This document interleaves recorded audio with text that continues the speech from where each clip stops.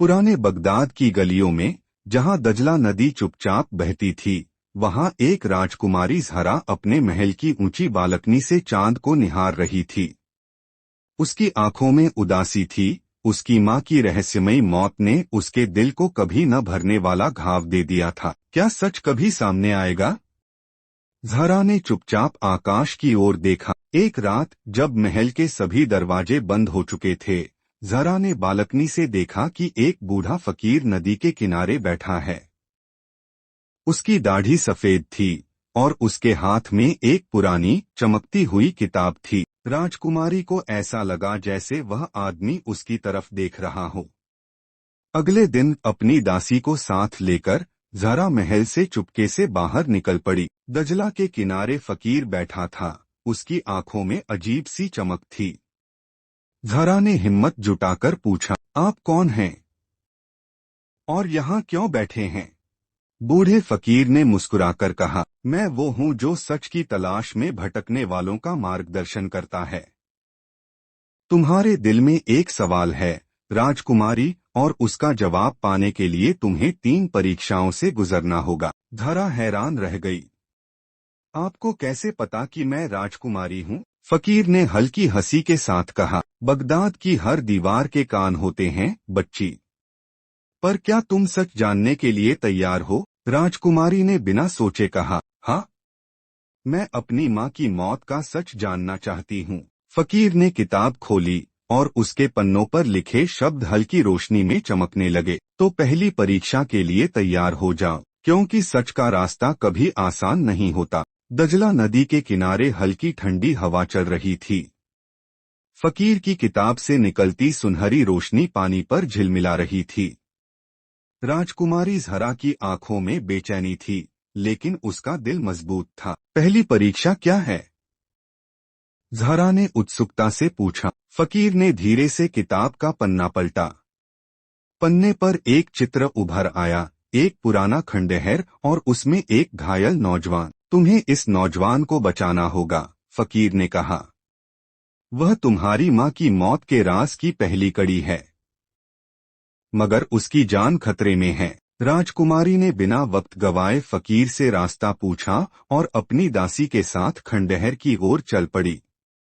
रास्ता कठिन था, पत्थरों से भरा हुआ और हर तरफ सन्नाटा। जब वे खंडहर पहुंची तो ज़हरा ने देखा कि एक लड़का जमीन पर गिरा हुआ था। उसके कपड़े फटे थे और शरीर पर चोटों के निशान थे।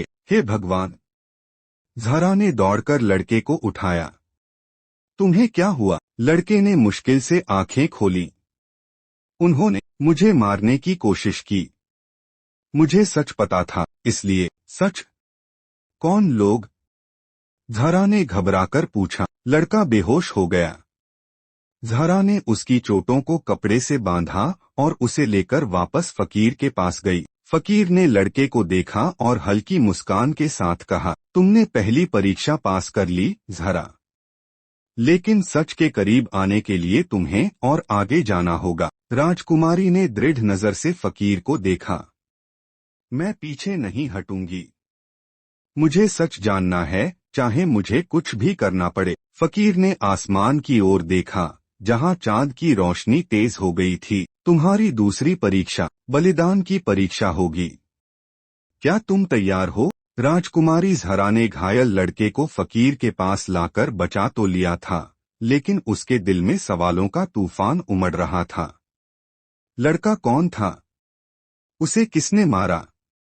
और ये सब उसकी माँ की मौत से कैसे जुड़ा था? फकीर ने किताब के अगले पन्ने को धीरे से पलटा।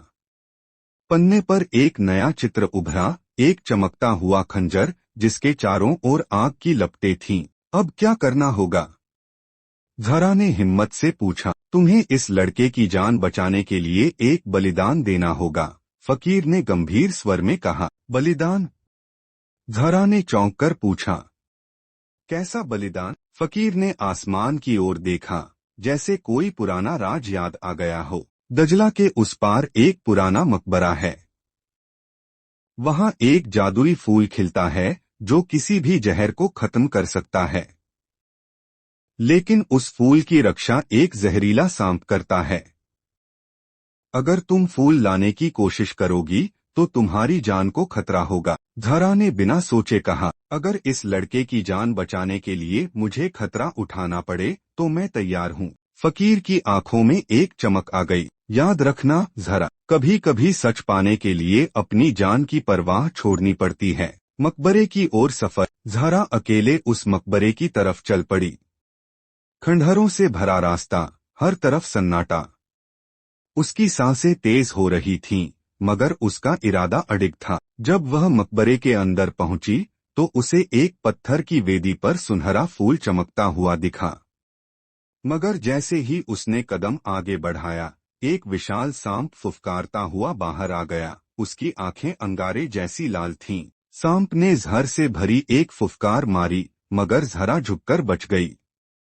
उसने पास पड़ी एक लकड़ी उठाई और सांप को हटाने की कोशिश की, मगर सांप उसकी तरफ तेजी से बढ़ने लगा। या अल्लाह, मेरी मदद कर, झरा ने दिल से दुआ की। तभी मकबरे की छत से चांद की रोशनी सीधे फूल पर पड़ी और सांप अचानक ठहर गया। कुछ पल बाद वह फिसलकर अंधेरे में गायब हो गया। झरा ने थके हुए हाथों से फूल तोड़ा और तेजी से वापस फकीर के पास लौटी। लड़के की जान बच गई। फकीर ने फूल से एक दवा बनाई और लड़के को दी। कुछ ही देर में उसकी आंखें खुल गईं और उसने कमजोर आवाज में कहा, मैं जानता हूँ कि आपकी माँ को किसने मारा। झरा की सांसें थम गईं। कौन था वो? लड़के ने फकीर की ओर देखा, फिर झरा की ओर। वो महल के अंदर का कोई था, कोई जिसे आप बहुत भरोसेमंद मानती थीं। झरा के दिल में हलचल मच गई। क्या ये सच उसकी दुनिया बदलने वाला था? फकीर ने धीरे से कहा, तुमने बलिदान की परीक्षा पास कर ली है झरा। अब अगली परीक्षा सच्चाई का सामना करने की है। क्या तुम तैयार हो? राजकुमारी ने गहरी सांस ली। आंखों में आंसू थे, मगर हिम्मत उससे कहीं ज्यादा। मैं हर सच जानने के लिए तैयार हूँ। चांदनी रात में दजला नदी के किनारे हल्की हवा बह रही थी। घायल लड़का अब थोड़ा ठीक हो गया था, लेकिन उसकी आंखों में खौफ साफ झलक रहा था। राजकुमारी झरा का दिल तेज धड़क रहा था। वह सच जानने के इतने करीब थी, मगर डर भी उतना ही बड़ा था। बताओ, मेरी माँ के साथ क्या हुआ था? झरा ने लड़के का हाथ पकड़कर पूछा। लड़के ने धीरे से कहा, मैं महल में एक नौकर था। जिस रात आपकी माँ की मौत हुई, मैंने महल के बाग में किसी को छुपकर निकलते देखा था। कौन था वो?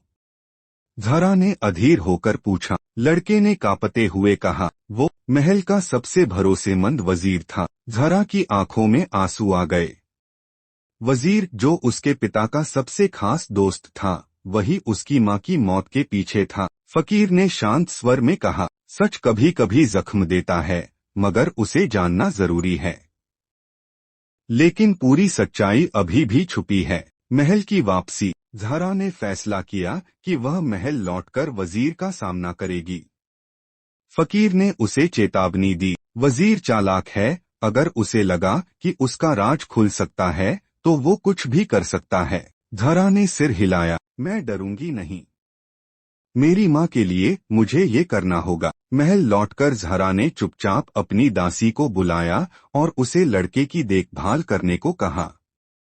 फिर वह सीधी वजीर के कमरे की तरफ बढ़ी। वजीर एक बड़ी मीनार के कमरे में बैठा था, पुरानी किताबों के बीच खोया हुआ। वजीर साहब, झरा ने दरवाजे पर खड़े होकर कहा। वजीर ने चौंक कर देखा, फिर मुस्कुराकर बोला, अरे राजकुमारी, इतनी रात को यहाँ? सब खैरियत तो है? झरा ने उसकी आंखों में झांकते हुए कहा, जिस रात मेरी माँ की मौत हुई थी, उस रात आप महल में थे, है ना? वजीर की मुस्कान हल्की पड़ गई, लेकिन उसने खुद को संभाला। राजकुमारी, वो तो पुरानी बात है। आपकी माँ की मौत एक हादसा थी, झूठ मत बोलिए।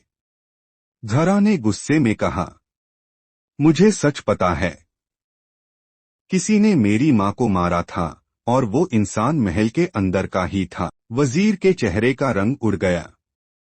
उसने धीरे से कहा, आपको ये बातें किसने बताईं? झरा ने निडर होकर कहा, सच खुद मेरे सामने आ रहा है। अब आप बताइए, क्या आप ही मेरी माँ की मौत के जिम्मेदार हैं? वजीर ने एक पल के लिए गहरी सांस ली, फिर उसकी आंखों में अजीब सी क्रूरता चमक उठी। तुमने बहुत ज्यादा जान लिया जहरा। अब तुम्हें भी अपनी माँ की तरह चुप कराना पड़ेगा। जहरा ने पीछे हटने की कोशिश की, लेकिन वजीर ने दरवाजा बंद कर दिया। खतरे की घंटी। महल की मीनार में अब सिर्फ जहरा और वजीर थे। बाहर रात का सन्नाटा था, लेकिन अंदर तूफान उठने वाला था। तुम्हारी माँ ने मेरी साजिश का पता लगा लिया था, वजीर ने फुफकारते हुए कहा। वो मुझे रोकना चाहती थी, मगर मैंने उसे हमेशा के लिए खामोश कर दिया। और अब तुम्हारी बारी है। जहरा का दिल तेजी से धड़क रहा था, लेकिन उसे याद आया कि फकीर ने कहा था, जब डर सामने आए तो हिम्मत को ढाल बना लेना। राजकुमारी ने पास रखी एक जलती हुई मशाल उठाई और वजीर की तरफ कर दी। अगर तुमने मुझे छूने की कोशिश की तो मैं पूरे महल को आग लगा दूंगी, जहरा ने चीख कर कहा। वजीर एक पल के लिए ठिठक गया। इसी बीच महल के पहरेदारों की आवाजें मीनार की तरफ आने लगीं। लगता था कि जहरा की दासी ने मदद बुला ली थी। वजीर ने दरवाजा खोलकर भागने की कोशिश की, लेकिन पहरेदारों ने उसे पकड़ लिया। फकीर की भविष्यवाणी। अगली सुबह जब सूरज की पहली किरण महल की दीवारों पर पड़ी, जहरा फकीर के पास लौटकर गई। तुमने सच जीत लिया जहरा, फकीर ने मुस्कुराकर कहा। मेरी माँ को इंसाफ मिल गया, जहरा ने कहा। उसकी आंखों में आंसू थे। फकीर ने किताब को बंद किया और वह किताब देखते ही देखते रेत में बदल गई। अब तुम्हारे दिल में शांति आ जाएगी, फकीर ने कहा। लेकिन याद रखना, सच्चाई की राह हमेशा कठिन होती है। तुमने न केवल अपनी माँ के लिए बल्कि खुद के लिए भी एक नई सुबह लाई है। जहरा ने सिर झुकाकर फकीर का शुक्रिया अदा किया। जब उसने सिर उठाया तो फकीर गायब हो चुके थे, जैसे वह सिर्फ उसकी जिंदगी में एक रोशनी की किरण बनकर आए थे। महल की मीनार से वजीर को गिरफ्तार कर लिया गया था। उसकी साजिशों का पर्दाफाश हो चुका था और बगदाद के लोग हैरान थे कि जिसे वे सुल्तान का सबसे वफादार सलाहकार समझते थे, वही असली गुनहगार निकला। मगर राजकुमारी जहरा के दिल में अभी भी एक बेचैनी थी। उसने सच को उजागर तो कर दिया था, मगर फकीर के अचानक गायब हो जाने ने उसके मन में ढेर सारे सवाल छोड़ दिए थे। फकीर की तलाश। जहरा ने फैसला किया कि वह एक बार फिर फकीर को ढूंढेगी।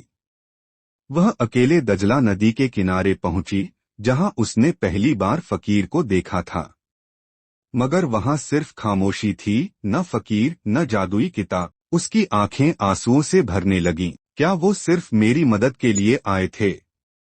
उसने खुद से पूछा। तभी उसे नदी के किनारे एक पुरानी माला पड़ी हुई मिली, वही माला जो फकीर के गले में थी। जहरा ने माला उठाई और उसे सीने से लगा लिया। शायद आपकी दुआओं ने ही मुझे ताकत दी, उसने धीमे स्वर में कहा। सुल्तान का शुक्रिया। जब जहरा महल लौटी तो उसके पिता सुल्तान ने उसे गले से लगा लिया। तुमने अपनी माँ को इंसाफ दिलाया मेरी बच्ची, सुल्तान की आंखों में आंसू थे। तुमने साबित कर दिया कि सच्चाई की लड़ाई कभी बेकार नहीं जाती। सुल्तान ने ऐलान किया कि जहरा को बगदाद की नई वजीर बनाएंगे, ताकि वह लोगों की भलाई के लिए काम कर सके। बगदाद की नई सुबह। कुछ ही दिनों में महल की उदासी खत्म हो गई। जहरा ने महल में अनाथ बच्चों के लिए एक आश्रय बनवाया और घायल लड़के को अपना खास सहायक बना लिया। लोग जहरा की हिम्मत और न्याय की भावना की मिसाल देने लगे। एक रात जब जहरा अपनी माँ की कब्र पर फूल चढ़ाने गई तो उसे हल्की हवा में किसी की फुसफुसाहट सुनाई दी। सच का रास्ता कठिन होता है, मगर जो उस पर चलता है वही असली बादशाह होता है। जहरा ने मुस्कुराकर आसमान की ओर देखा, जहां चांद पूरी चमक से रोशन था। शुक्रिया फकीर साहब, उसने धीरे से कहा। आपकी रहनुमाई हमेशा मेरे साथ रहेगी। और इस तरह बगदाद ने एक बहादुर राजकुमारी की कहानी को हमेशा के लिए यादों में बसा लिया, जो न सिर्फ एक बेटी थी बल्कि सच्चाई की सच्ची रक्षक भी। महल में शांति लौट आई थी। वजीर को उसके गुनाहों की सजा मिल चुकी थी और बगदाद के लोग राजकुमारी जहरा की हिम्मत की मिसालें दे रहे थे। मगर जहरा के दिल में एक कोना अभी भी खाली था, वो कोना जहां फकीर की रहस्यमयी मौजूदगी थी। यादों की गूंज। हर शाम जहरा दजला नदी के किनारे बैठकर सूरज को डूबते हुए देखती। उसकी आंखों में एक उम्मीद होती, शायद आज फकीर लौट आए। मगर वो कभी नहीं आए। एक दिन जब जहरा महल के बगीचे में टहल रही थी, उसे वही पुरानी माला एक गुलाब की डाल पर लटकी हुई मिली। ये कैसे हो सकता है? उसने चौंक कर सोचा। माला से हल्की खुशबू आ रही थी, जैसे कोई उसे याद दिला रहा हो कि उसकी यात्रा खत्म नहीं हुई, बल्कि एक नई शुरुआत की ओर बढ़ रही है। नई जिम्मेदारियां। सुल्तान ने अपनी उम्र और बीमारी के कारण राजकुमारी जहरा को रियासत के फैसले लेने का अधिकार दे दिया। जहरा ने पूरे दिल से अपने लोगों की सेवा शुरू की, गरीबों के लिए मुफ्त अस्पताल बनवाए, अनाथ बच्चों के लिए स्कूल और किसानों के लिए राहत खाने। लोग उसे न्याय की राजकुमारी कहने लगे। मगर जहरा की सबसे बड़ी सेवा थी सच की मशाल जलाए रखना। वो अक्सर कहती, सच कभी हारता नहीं, और जो सच के लिए लड़ते हैं वो कभी अकेले नहीं होते। फकीर की आखिरी निशानी। एक रात जब जहरा महल की छत पर बैठी आसमान को देख रही थी, उसे हवा में एक हल्की सरसराहट सुनाई दी। जहरा, उसका दिल धड़क उठा। उसने चारों ओर देखा, मगर वहां कोई नहीं था। तभी उसकी माला में एक छोटा सा मोती चमकने लगा। वो मोती धीरे धीरे एक शब्द में बदल गया, अल अमाना, अमानत। जहरा की आंखों में आंसू आ गए। उसे समझ आ गया कि फकीर ने उसे सच की, हिम्मत की और इंसाफ की अमानत सौंपी थी, जिसे अब उसे जिंदगी भर निभाना था। उसने आसमान की तरफ देखा और मुस्कुराकर कहा, आपकी अमानत हमेशा मेरे दिल में रहेगी। और इस तरह बगदाद की वो बहादुर राजकुमारी न सिर्फ एक सच्ची हाकिम बनी, बल्कि सच और इंसाफ की रोशनी में पूरी रियासत को रोशन करती रही, जैसे फकीर की दुआएं उसकी हर सांस के साथ चल रही हों।